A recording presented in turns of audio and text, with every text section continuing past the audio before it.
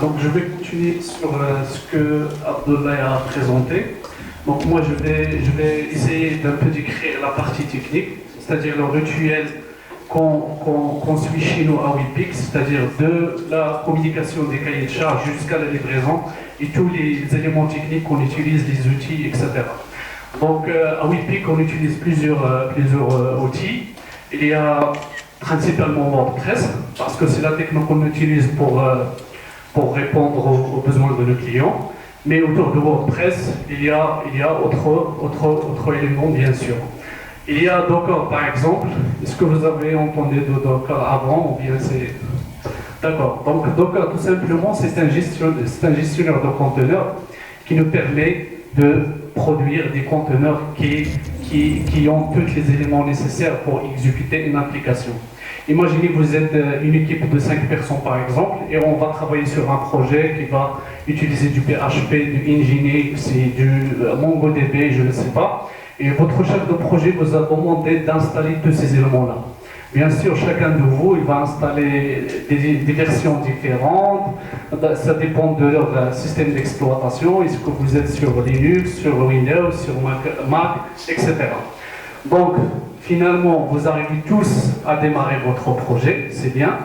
Mais est-ce que vous avez une garantie que les bugs chez une personne ne seront pas les mêmes chez une autre? Sûrement non, parce que les différentes versions, les versions sont différentes. Donc, Docker est là pour répondre à cette problématique, c'est-à-dire on génère une boîte à outils, un conteneur, et on va utiliser tous la même boîte à outils. Du coup, ce qu'il faut faire, c'est juste installer Docker. Juste installer Docker, il y a une version Windows, Mac et Linux, et après on utilise le même conteneur pour lancer nos projets. Avec ça, on est sûr à 100% qu'on utilise les mêmes configurations, même versions d'outils, etc. Il y a aussi Fabric. C'est quoi Fabric? Fabric, tout simplement, c'est une librairie Python qui est là pour nous aider à automatiser tous nos commandes qu'on utilise au quotidien sur le PC. Par exemple, j'ai une commande qui fait la connexion SSH à un serveur et qui fait le déploiement, etc. Donc je peux automatiser tout ça avec une commande Fabric. Donc c'est pour cela qu'on utilise Fabric. Il y a aussi Jenkins, puisque Jenkins tout simplement c'est un serveur d'intégration continue. J'imagine que vous entendez aussi de CI/CD, c'est Continuous Integration and Continuous Deployment. Donc avec Jenkins, on peut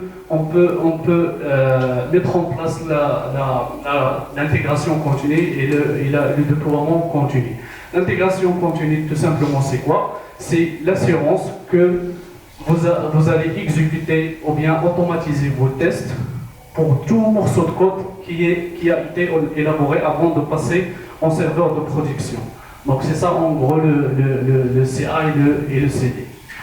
Il y a aussi Codeception. Codeception, c'est quoi? C'est un petit framework qu'on utilise pour l'automatisation de nos tests et surtout pour l'élaboration de nos tests unitaires, fonctionnels et d'acceptance. On va voir sur la démo technique un exemple de chaque type de ces tests-là. Les tests unitaires, en général, on teste un petit bout de code, c'est-à-dire un petit bloc de code. C'est-à-dire, est-ce qu'il retourne par exemple true ou bien est-ce qu'il retourne false, est-ce qu'il fait ce qu'il devrait faire ou non. Pour les tests d'acceptance, c'est une simulation d'un test réel. C'est-à-dire, on a des outils qui nous permettent de simuler des tests réels. C'est comme une personne vient à une page web et teste le formulaire d'inscription ou bien de connexion par exemple. Après, on utilise bien sûr GitHub. Donc Git, c'est un outil qui permet le versionnage de code. Il y a SVN aussi, mais chez nous à Wiki, on utilise GitHub. Et sinon, normalement, je vais essayer de faire un petit exemple de chaque outil et comment chaque outil intervient sur tout le process de livraison de projet.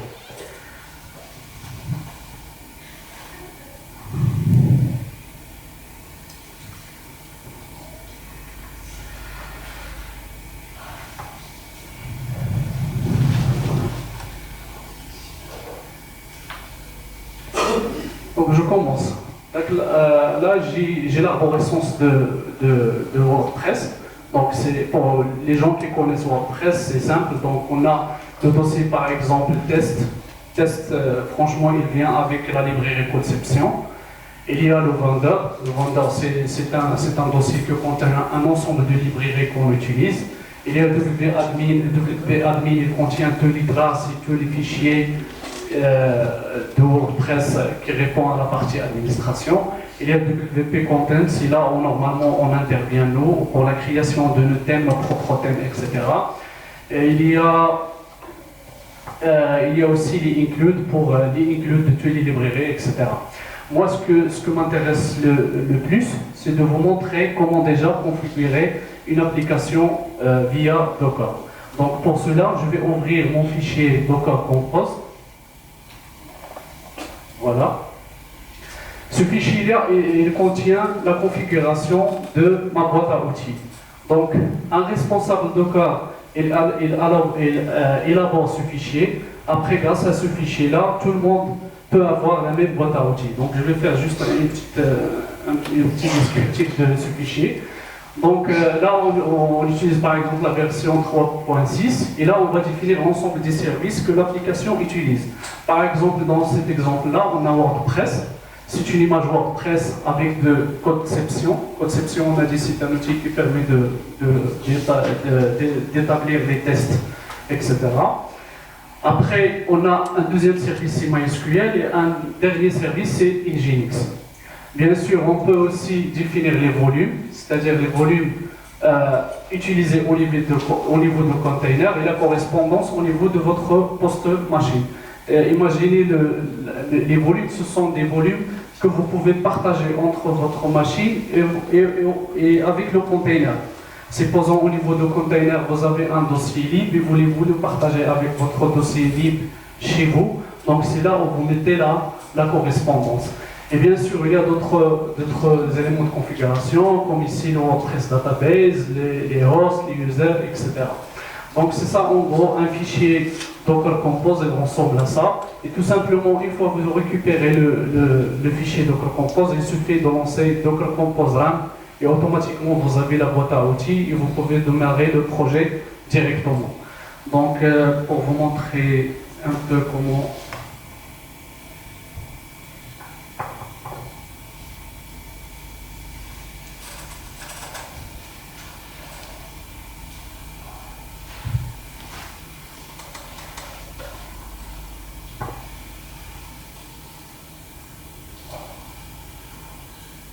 Si je fais par exemple ici un Docker PS, parce que j'ai déjà lancé mon container, là j'ai les trois containers que j'ai déclarés sur le fichier de configuration. Il y a le Nginx, il y a le WordPress avec Conception et il y a le container MySQL.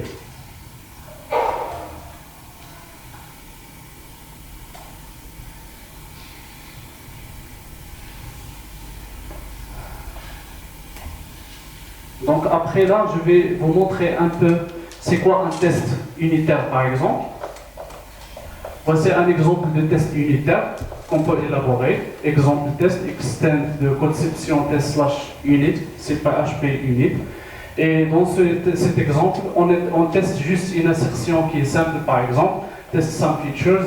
On teste que assert false est vraiment false, c'est-à-dire on teste est-ce qu'on a passé quelque chose de false. Normalement ce test-là, il doit retourner true. Parce que je passe false et je teste est-ce que c'est vraiment false. Donc ça c'est un petit exemple de test fonctionnel, test unitaire. Comme je disais, on teste juste un petit morceau de code. Donc on ne teste pas toute une page ou bien autre chose, on teste juste un bloc qui est spécifique. Je vais vous montrer aussi un petit test d'acceptance. Par exemple, là c'est un test d'acceptance de conception. Ce qui est bien ici, c'est que vous voyez, c'est comme un langage qui est humain, c'est-à-dire vous n'aurez pas besoin d'un niveau élevé pour le comprendre. Par exemple, I am on page slash, c'est-à-dire vous dites à votre PHP browser comme quoi je suis dans la home page et vous demandez est-ce que tu vois Hello World dans la home page. Donc c'est ça le test, c'est-à-dire le browser il ouvre la page d'accueil et il cherche est-ce qu'il y a le mot Hello World. Et vous pouvez imaginer ce qu'on pouvait faire avec ça. Donc on peut checker est-ce qu'il y a un code Google Analytics, est-ce qu'il y a un tag DFP, etc. Donc on peut faire plein de choses. Donc l'idée ici, c'est de vous montrer juste comment ça fonctionne. Après, pour vous montrer un peu comment on lance les tests fonctionnels, par exemple, ou bien unitaires chez nous, sur le projet. C'est un petit exemple. Donc je fais php vendor/bin/concept run unit. Comme ça, il va exécuter normalement tous les tests unitaires que nous avons. Là, j'ai un seul test et il m'a mis comme résultat OK. Un test, c'est un test qui est validé. Imaginons si je change par exemple ici, dans exemple test, si je mets un trou ici par exemple. Donc automatiquement le test a échoué, c'est normal parce qu'il y a un changement, donc un résultat que j'attends pas, donc normal, donc le test a échoué. Donc je fais le retour. Pareil pour les tests d'acceptance.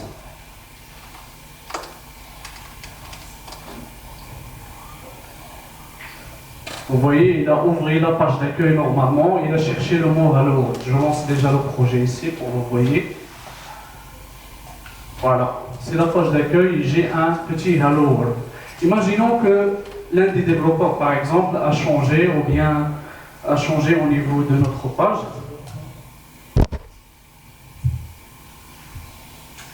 C'est le code. Non, imaginons que, par exemple, un journaliste qui a changé directement sur un article ou bien un truc comme ça, juste pour l'exemple, je vais mettre par exemple ici hello IBE, je fais un update, donc là j'ai hello EBF, et là je vais lancer mon test, donc le test a échoué, ce qui me permet directement de détecter qu'il y a un changement au niveau de ma page. Donc il faut checker pourquoi. Soit vous changez vos tests et adaptez parce que finalement il y a une demande client qui demande de changer quelque chose au niveau de la page. Donc il faut adapter le test. Soit il faut aller corriger la source du problème. Donc c'est ça la force de test. Donc là, je vais imaginer que c'est une demande client. Donc automatiquement, je vais changer au niveau de mon test. Et je veux dire à conception, pour les prochains tests que tu vas lancer, il faut que tu testes, tu assures qu'il y a Hello EBF sur ma page d'accueil. Donc ça d'un côté, on va essayer de créer un nouveau test d'acceptance. Imaginons par exemple que le client nous a demandé d'intégrer le code Google Analytics sur notre page. Et ce code Google Analytics, c'est celui qui nous permet bien sûr d'obtenir toutes les statistiques dont mon collègue Abdoulaye a parlé avant. Donc j'ai un exemple de code ici, donc je vais l'utiliser directement, juste pour vous montrer un peu comment on fait. Donc d'habitude, normalement, pour tout ce qui est nouveau, fonctionnalité et tout, il faut aller sur le thème que vous avez développé pour ça. Donc, aller sur le fichier function. Déjà, ce fichier function, c'est là où on peut ajouter par exemple les différents hooks ou bien les différentes fonctionnalités demandées par le client. Bien sûr, vous pouvez organiser comme vous voulez selon le besoin de client ou bien la taille de votre projet. C'est quoi un hook? Tu l'as expliqué? Un hook, tout simplement, sur WordPress. Excuse-moi, j'ai oublié d'expliquer ça. Par exemple, les hooks sur WordPress sont soit des actions, soit des filtres. Donc, c'est quoi une action? Une action, tout simplement, c'est une fonctionnalité fournie par WordPress et te permet, par exemple, de l'injecter dans un emplacement au niveau de votre projet pour changer le visuel ou bien ajouter une fonctionnalité supplémentaire au niveau de votre page. J'explique. Par exemple, le hook add action WP enqueue script thème enqueue styles. Qu'est-ce qu'il fait ça? Tout simplement, le hook enqueue script, automatiquement, il va injecter les scripts que vous avez utilisés ici au niveau du callback. Le callback, c'est thème enqueue style. Il est déclaré juste au-dessus. C'est thème enqueue style. Qu'est-ce qu'il fait? Il ajoute un fichier CSS. Donc automatiquement, au niveau du front, le hook va injecter le fichier style.css. Là, je vais ajouter un autre hook, c'est WP-Head. Donc WP-Head, c'est quoi? Normalement, WP-Head est appelé automatiquement en haut de votre page. Donc, ici, j'ai déclaré un nouveau callback, c'est Add Google Analytics Tag.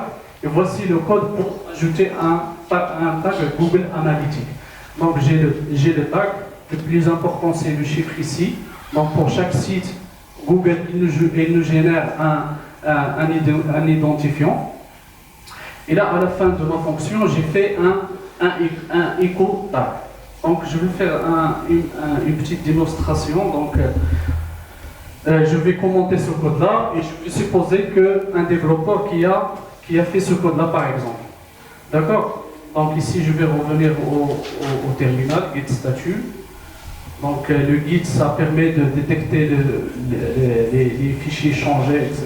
Donc, git statut. Automatiquement, il me sort ici la liste des fichiers que j'ai changés. Moi, ce qui m'intéresse le plus, c'est get function. D'accord? Donc, sur get function, si je veux savoir, par exemple, c'est quoi le changement qui a été fait ici, je fais un get div. Voilà, et j'ai automatiquement en vert le code que j'ai ajouté. Donc là, je suis un développeur, je vais committer, je vais pusher à la branche et je vais demander un revue de code de mon code. D'accord? Donc, qu'est-ce qu'on fait? Donc, le développeur, il va ajouter son code. Je vais faire un git add point, je vais ajouter tout, c'est pas grave. Je vais faire un git commit. Et là, je fais mon commit, c'est add Google Analytics. D'accord? -M, c'est pour flag pour le message. Donc c'est bien, et je vais faire un push. Je vais faire un petit push. Origine. Déjà. Push. Origine. Master. Pré-prod. Je vais pusher sur la branche pré-prod. Donc là, l'objectif, c'est de vous montrer comment on crée des pull requests, c'est-à-dire comment un développeur demande un review de code pour son code. Donc là, je vais ouvrir un onglet de mon repo.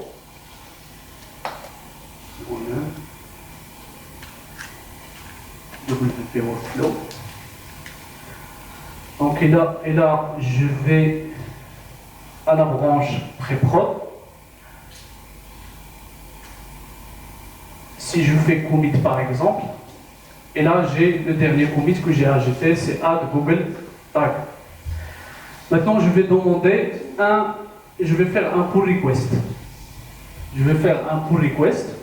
Donc qu'est-ce que je demande? Je demande au reviewer qu'il compare. Excusez-moi.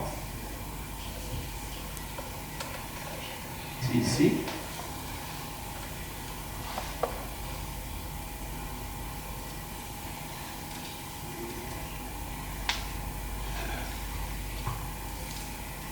Voilà. Là, je demande un pull request, c'est-à-dire je demande que le reviewer regarde mon code que j'ai pushé à la branche pré-prod. Donc, je vais créer le pull request. Et là, moi, en tant que reviewer, je reçois automatiquement un email, comme quoi il y a un développeur qui a demandé une revue de code. Donc, je rentre ici, j'ai la liste des pull requests. Je clique sur le commit. Et je fais file changes pour voir qu'est-ce qu'il a fait ce développeur. Donc automatiquement ce qui m'intéresse ici c'est de regarder son code ici. Donc je check, et là j'ai trouvé qu'il a commenté par erreur le echo tag. Donc automatiquement ce qu'il a fait, il ne sera pas affiché au niveau de la home page. Du coup je vais laisser mon commentaire. Qu'est-ce qu'on fait? C'est ici directement. Tu demandes par exemple, il faut enlever le commentaire devant echo $tag. Start review. Donc automatiquement le développeur va recevoir mon commentaire et il faut qu'il corrige son code. Donc là je vais revenir ici. Je vais refaire des choses en haut. Et commit tag analytics, je vais ajouter le fixe, c'est-à-dire j'ai fait le fixe, fait un git push comme tout à l'heure.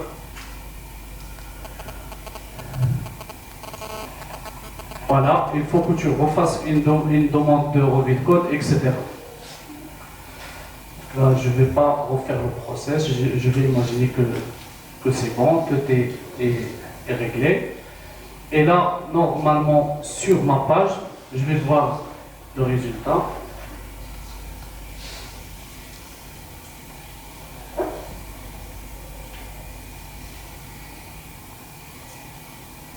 Et là, automatiquement, j'ai mon code Google Analytics qui a été intégré au niveau de ma page web. Donc, c'est bien. Là, après que nous avons développé ça, il faut qu'on mette en place un test d'acceptance qui va checker sur le code source pour checker à chaque fois est-ce que toujours le code source est là ou pas. Parce que c'est très important de ne pas enlever ce code, quelle que soit la situation. Donc, on va ajouter un petit test d'acceptance qui va répondre à ce besoin.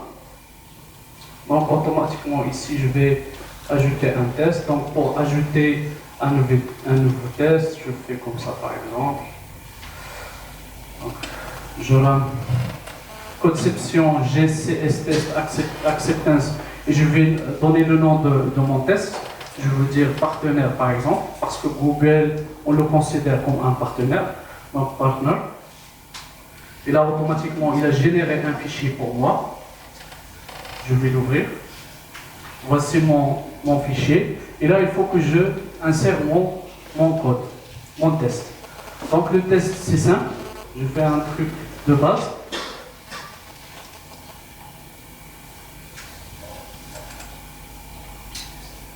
Donc, je vais voir avec vous qu'est-ce que ce test fait. Tout simplement, je définis le domaine. Le GA code, c'est mon ID Google Analytics. Et après, le test d'acceptance I, qu'est-ce qu'il fait? I want to test GA code. GA code, c'est un message qu'on va afficher au console. Et donc, je lui demande de se mettre sur la page d'accueil.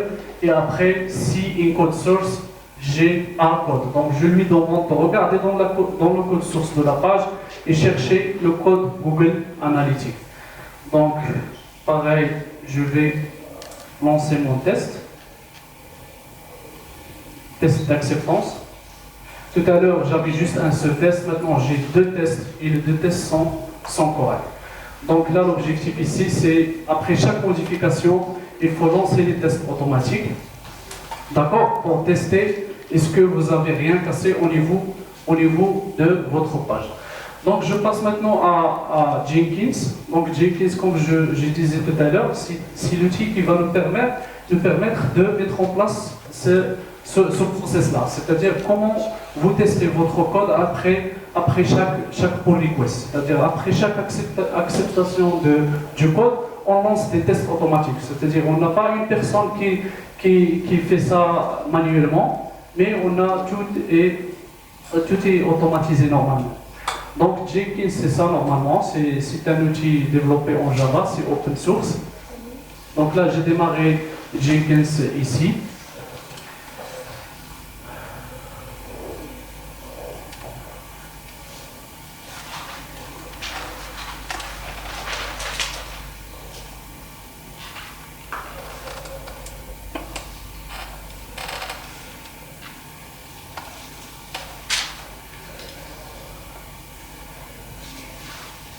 Voilà, je vais ouvrir un projet sur Jenkins.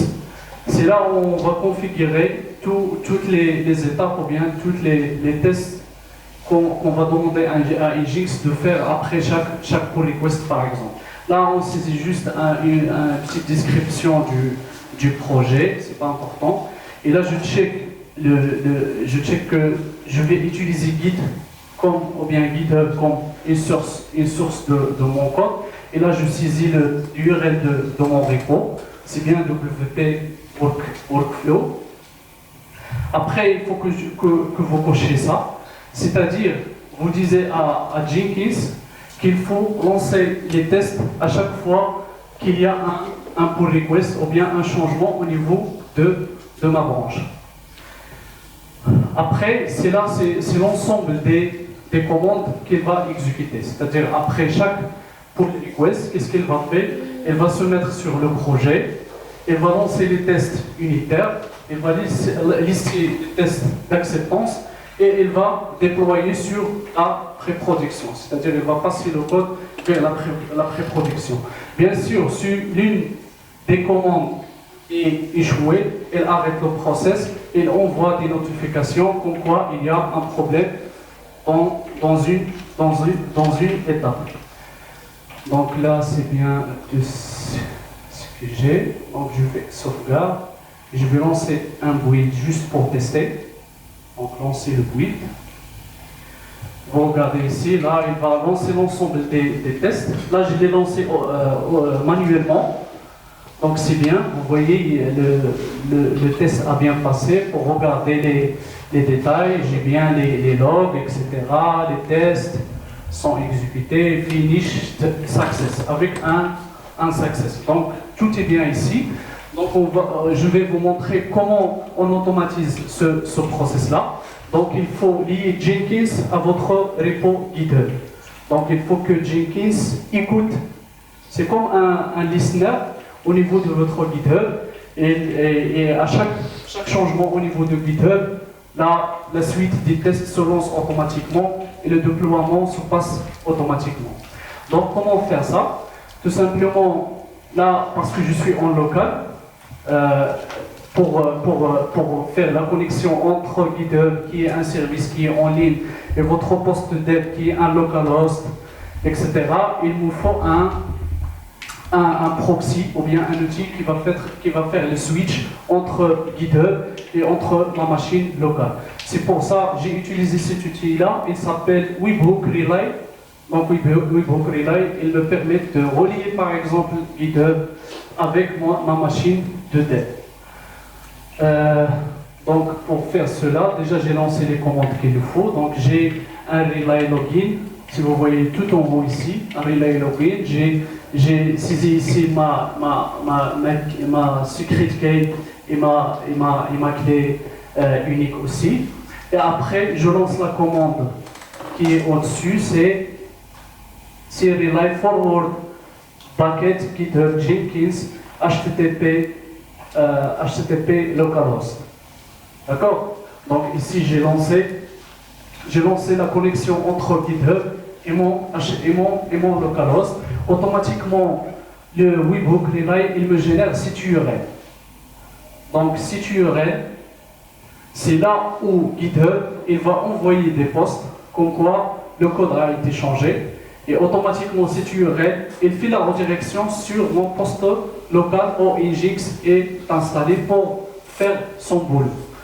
Donc, là, sur GitHub, je passe sur Settings, et là dans Webhook, je mets l'URL que vous avez vu tout à l'heure. Donc c'est là où je mets l'URL de Webhook Relay. Donc la partie la plus fun ici, c'est maintenant qu'est-ce que je vais faire? Je vais faire juste un petit test rapide. Donc je vais faire n'importe quoi ici, donc comment, d'accord? Ici je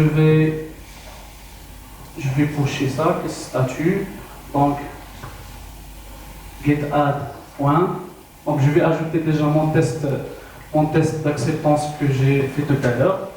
Donc je fais un git commit-m et là je fais add Google Analytics. D'accord?